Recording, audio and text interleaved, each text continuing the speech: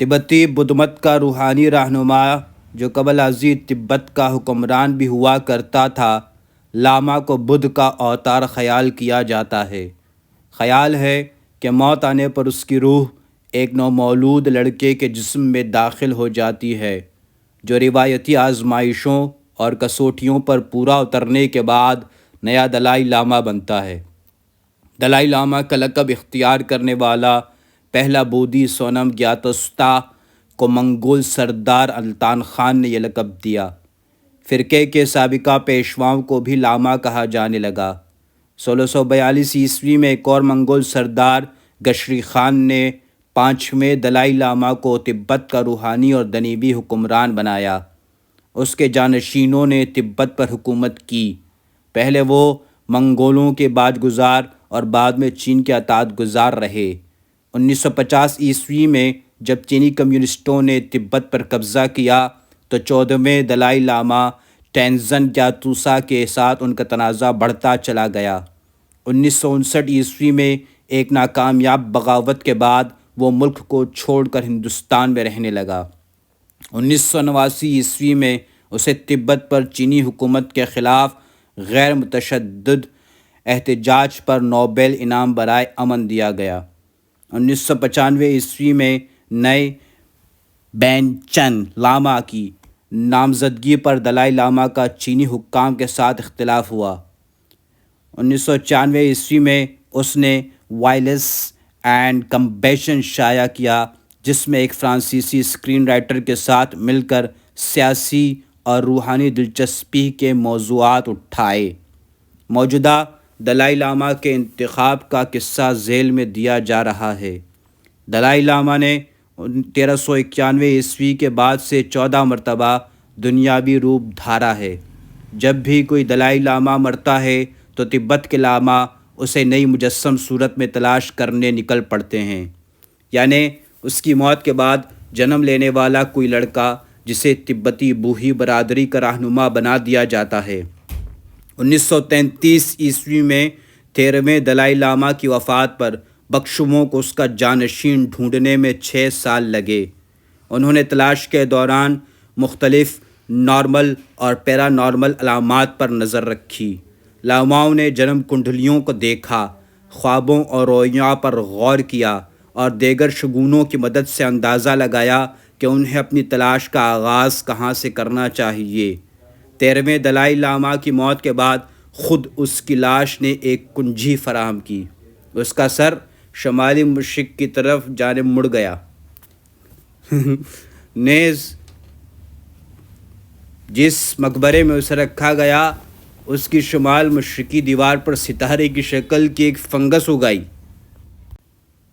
آشرم کے مرکزی صحن میں شمال مشرقی دیوار پر اچانک ایک ڈریگن فلاور نمودار ہو گیا۔ جناب، میں محمد صلی اللہ علیہ وسلم کے کہنے کے مطابق نہ طنز کرنا چاہتا ہوں نہ تانا دینا چاہتا ہوں، لیکن جس طرح کی کہانیاں جو نا ہم انسانوں نے بنا رکھی ہے تو ہمارے لیے تو طنز اور تانا تو اب ایک معمولی سی بات رہ گئی ہے۔ خیر، لاما نے فیصلہ کیا کہ انہیں اپنی تلاش اسی سمت سے شروع کرنی چاہیے۔ آشرم میں مقیم ایک بکشو نے خواب میں چین کی کوئی جھیل دیکھی جسے بدھ مت میں مقدس مانا جاتا ہے۔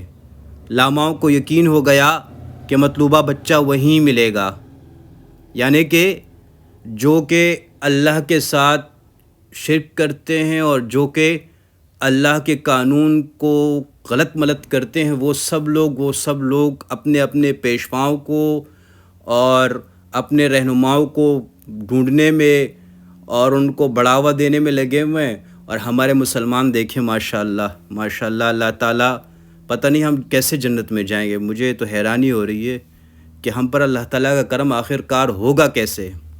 خیر، بات وہیں سے شروع کرتے ہیں جہاں سے پٹری سے میں اتر گیا۔ بقول آپ سب کہ آپ یہی سوچیں گے کہ یہ پٹری سے اتر گیا ہے۔ 1937 میں لاما اور بکشموں کا ایک ٹولہ بچے کو ڈھونڈنے کے لیے چین روانہ ہوا۔ وہ 2 سال بعد ٹیکسٹر گاؤں میں انہیں مل گیا۔ ٹولے میں شامل ایک اعلیٰ لاما نے نوکر کا بھیس بدلا اور گھر کے اندر گیا۔ اسے وہاں 2 سال لڑکا تینزین گیاسٹو ملا، جس نے فوراً وہ مالا مانگ لی جو لاما نے گلے میں پہن رکھی تھی۔ اصل میں وہ مالا لاما کی نہیں بلکہ دلائی لاما کی تھی۔ سبحان اللہ! 2 سال کا بچہ، ظاہر سی بات ہے وہ تو جو چیز دیکھتا ہے وہ تو اسے مانگتا ہے، اس کی طرف لپکتا ہے۔ بھائی صاحب کہاں پر ہیں آپ، کس دنیا میں رہتے؟ تب تینزین نے سابق دلائی لاما کی دیگر مالاؤں، ایک ڈرم اور چھڑی کو بھی شناخت کر لیا یا پہچان لیا تھا۔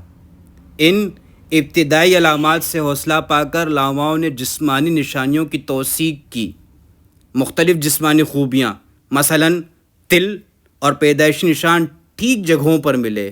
سبحان اللہ! ہر طرح سے تسلی ہو جانے پر لڑکے اور اس کے گھر والوں کو تبت لے جانے کی تیاریاں شروع ہو گئی، جیسے کہ ملالہ کو لے جایا گیا ہے۔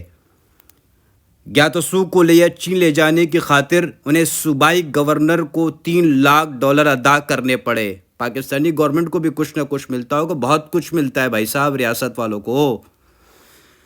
انجام کار نوعمر دلائی لاما کو لاشا کے اوپر پوٹھالا محل میں لایا گیا تاکہ وہ تبتی قوم کا روحانی اور دنیاوی پیشوا بننے کی طویل اور سخت تربیت لینا شروع کرے۔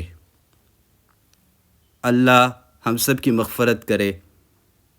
اللہ تعالی ہم سب کو دوزخ کی آگ سے بچائے، قبر کے عذاب سے بچائے۔ اللہ تعالی ہم پر اپنا کرم کرے، ورنہ ہم تباہ و برباد ہیں۔